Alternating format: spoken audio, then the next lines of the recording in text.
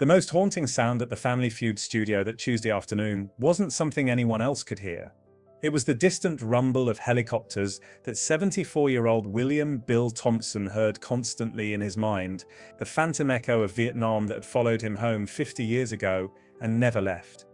Bill walked through the bright Family Feud corridors with the measured caution of someone who had learned to assess every room for exits, every shadow for threats, every sudden movement as a potential danger. His son Michael walked beside him with the patient awareness of someone who had grown up understanding that his father carried invisible wounds that had never been allowed to heal. William Thompson had returned from Vietnam in 1971, one of the nearly 3 million Americans who served in that controversial conflict. But unlike many of his brothers in arms, Bill had never truly come home. The war had ended for everyone else. The protests had stopped, the headlines had moved on to other stories. But for Bill, every day for the past 50 years had been a continuation of the same battle. Fought not in the jungles of Southeast Asia, but in the seemingly peaceful suburbs of Ohio, where he tried to build a normal life. The nightmares had started immediately upon his return. Vivid, violent dreams that left him waking in cold sweats, sometimes on the floor beside his bed where he'd thrown himself seeking cover from imaginary incoming fire. The hypervigilance had never faded. He couldn't sit with his back to a door, couldn't tolerate loud noises without his heart racing, couldn't drive behind trucks without seeing potential threats. Sleep had become his enemy. True rest, impossible. In 1971, there was no name for what Bill was experiencing. Post-traumatic stress disorder wouldn't be officially recognized until 1980, and even then, the stigma surrounding mental health, particularly for military veterans, kept many from seeking help. Bill had tried to explain to the VA doctors about the sleepless nights, the constant anxiety, the way certain sounds sent him diving for cover, but he'd been told that he was physically fine, that he should move on and put the war behind him. So Bill had done what his generation of men had been taught to do.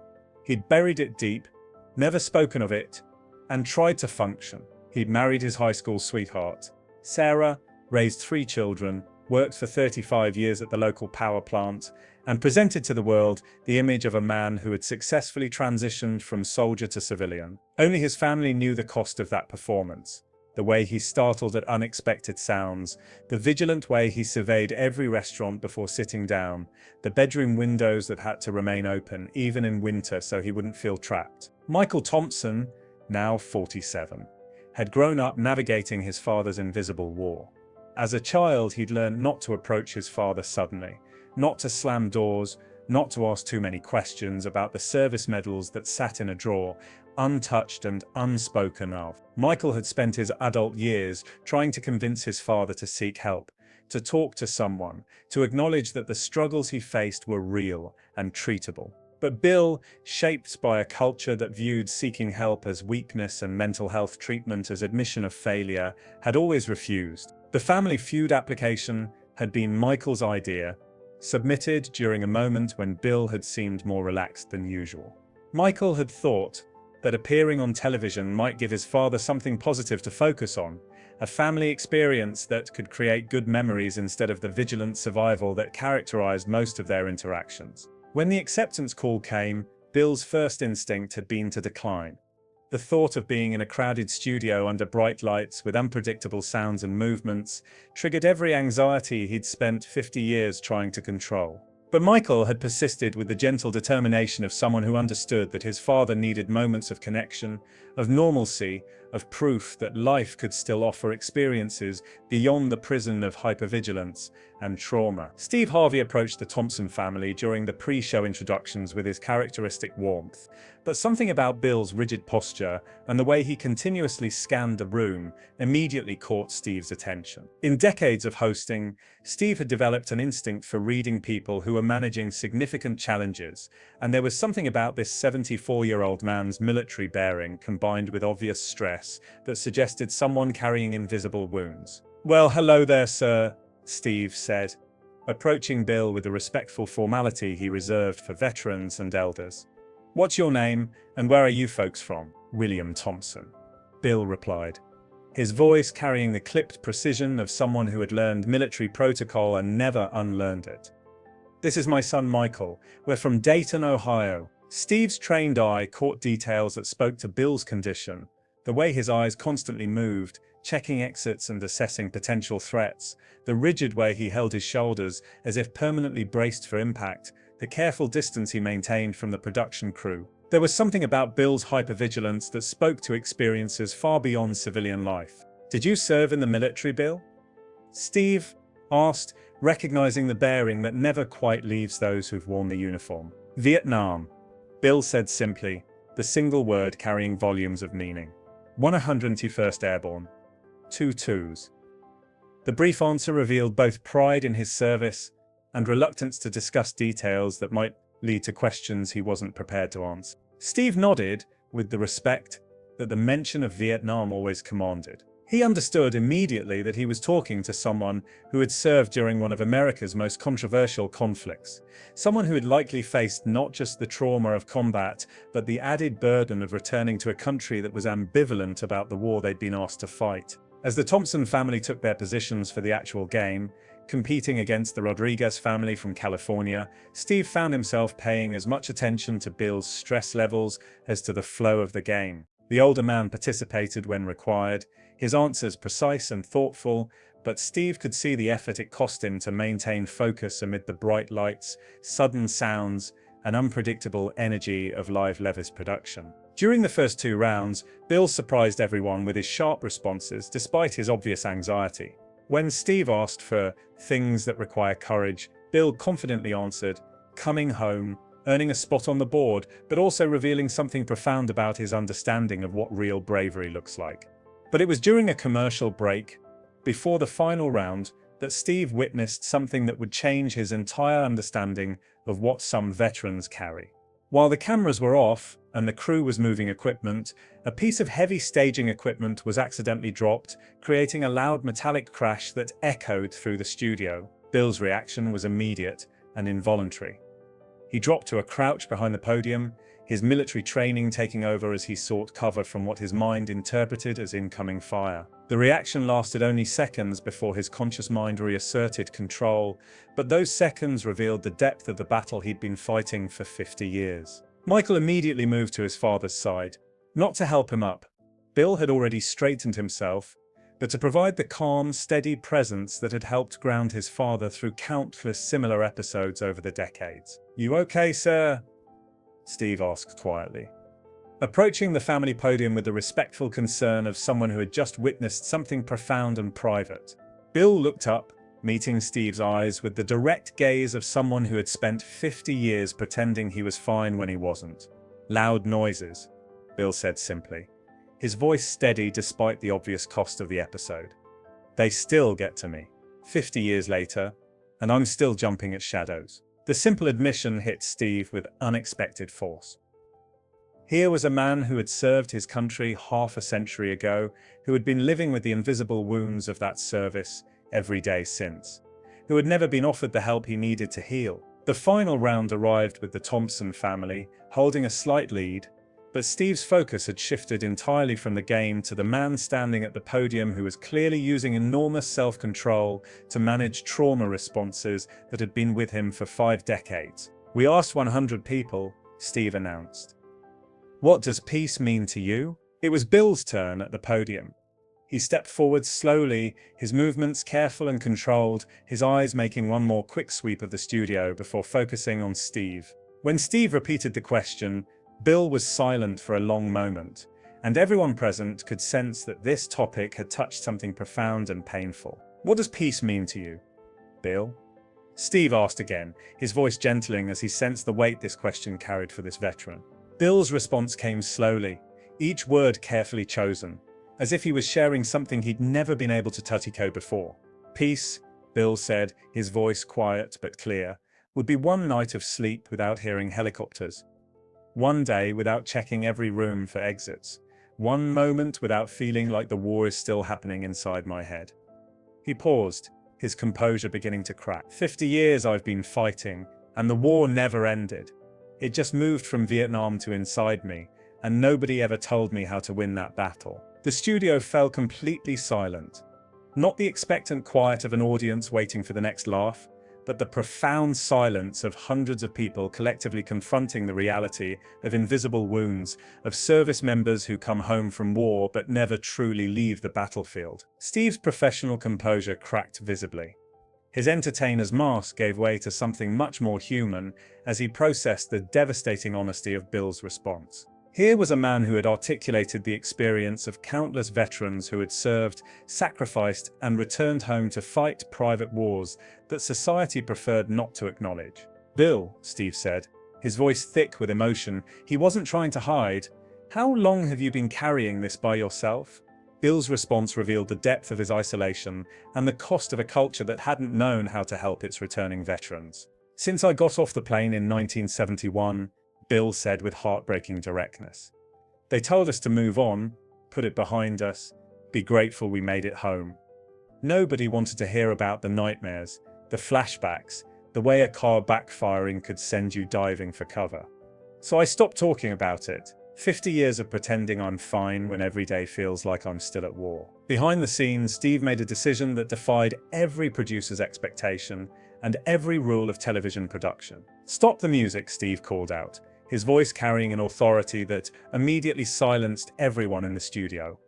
"Stop everything right now." The Family Feud theme music cut out abruptly. The cameras continued recording, but every crew member understood that they were no longer producing entertainment. Steve walked away from his podium toward Bill, his movement deliberate and reverent, like someone approaching a moment of profound truth about service, sacrifice, and the invisible cost of war. The studio audience watched in complete silence as Steve approached this 74-year-old veteran who had just shared something devastatingly honest about the ongoing battle that millions of veterans face in silence. Steve stopped in front of Bill, and for a moment, the two men simply looked at each other. One who had spent his career bringing joy to others, another who had spent 50 years carrying the weight of service that had never been properly acknowledged or treated. "Bill," Steve said, his voice carrying respect and authority, "I want you to listen to me. You said the war never ended, that it moved inside your head. But Bill, you've been fighting that war alone for 50 years. That's not your failure. That's our failure. We failed you when you came home. We failed to give you the help you needed. We failed to honor not just your service, but your struggle." He continued, his voice carrying conviction that seemed to reach something deep inside Bill's decades of isolation. "You said nobody told you how to win the battle inside your head. But Bill, I'm telling you now, you've already won.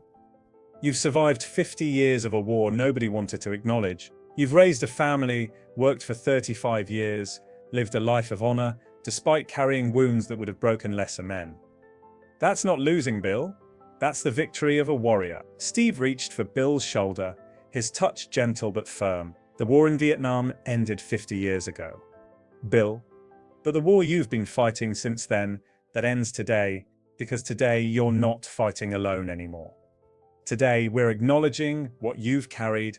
Today we're saying what should have been said 50 years ago.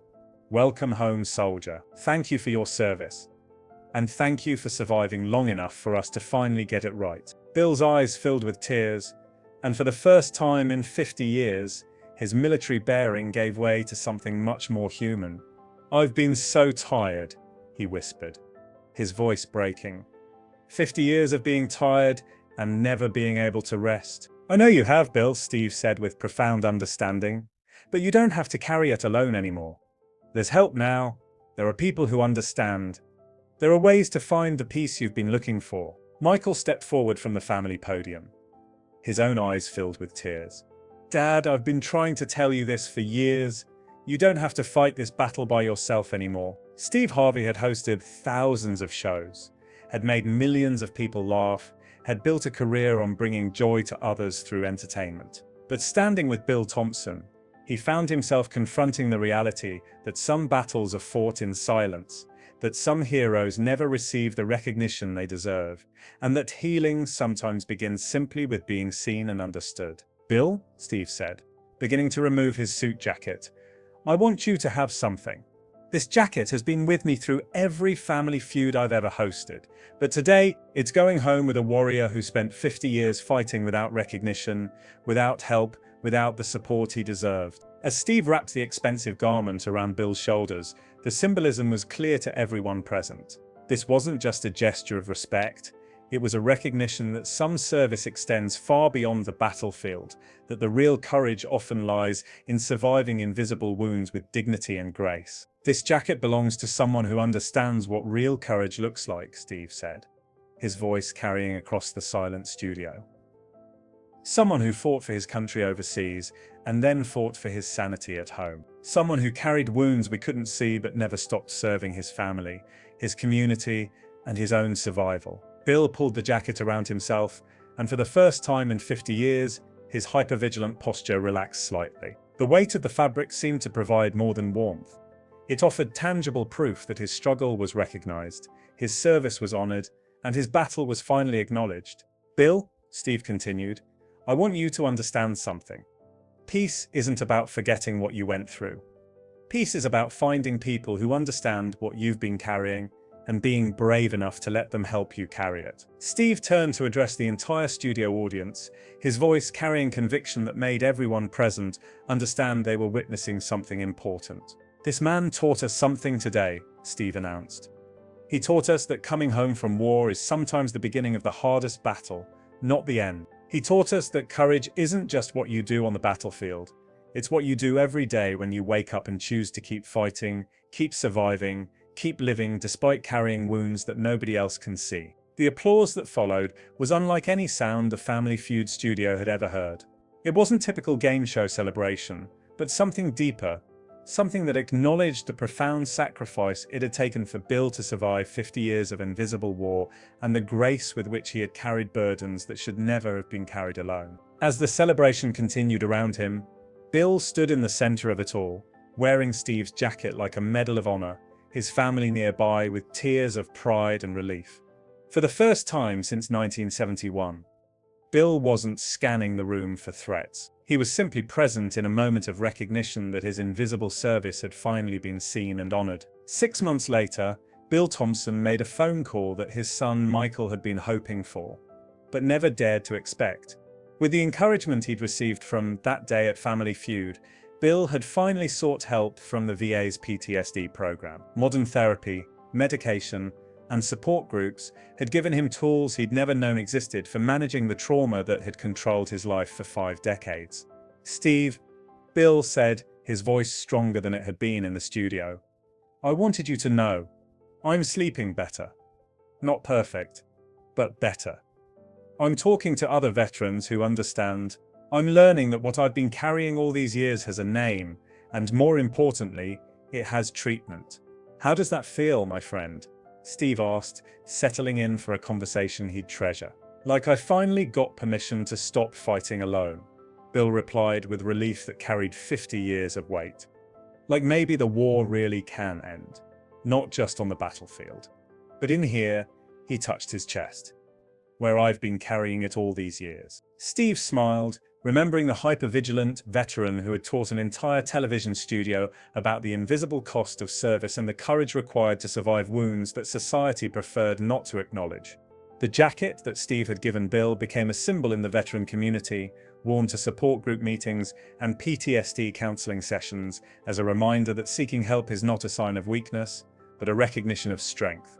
When Bill's grandson joined the military years later, the jacket traveled with him through basic training as a reminder that service comes with support, and that no warrior should ever have to fight alone.